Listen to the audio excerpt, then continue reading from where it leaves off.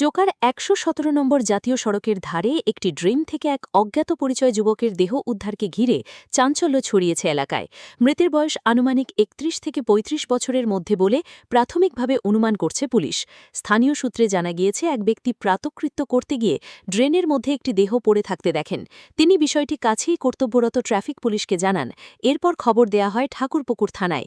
খবর পেয়ে ঠাকুরপুকুর থানার পুলিশ ঘটনাস্থলে পৌঁছে দেহটি উদ্ধার করে ময়নাতদন্তের জন্য পাঠায়। পুলিশ সূত্রে জানা গিয়েছে, মৃতের পরিচয় এখনও পর্যন্ত জানা যায়নি। দেহ উদ্ধারের সময় তার পরনে একটি গেঞ্জি ও হাফ প্যান্ট ছিল। অজ্ঞাত পরিচয় ওই যুবকের মৃত্যুর কারণ এবং পরিচয় জানতে তদন্ত শুরু করেছে ঠাকুরপুকুর থানার পুলিশ।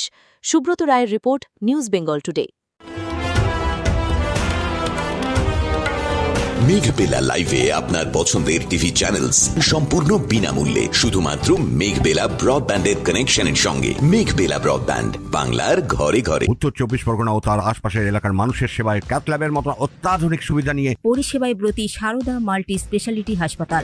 একই ছাদের তলায় মানুষ সাধারণ চিকিৎসা থেকে শুরু করে 24 ঘন্টা ক্যাথল্যাব, এমআরআই, সিটি স্ক্যান, এনআইসিউর মতো সুবিধা এবার থেকে পেয়ে যাবেন সারদা মাল্টি স্পেশালিটি হাসপাতালে। প্রয়োজনে যোগাযোগ করুন 033-2592-0730, 2593-0730, 2593-3562 ও 9331275635 নম্বরে। আমাদের ঠিকানা রয়্যাল পার্ক, কল্যাণী এক্সপ্রেস ওয়ে, ব্যারাকপুর, কলকাতা ৭,১২১। সারদা মাল্টি স্পেশালিটি হাসপাতাল, পরিষেবাই হোক আমাদের মূল লক্ষ্য।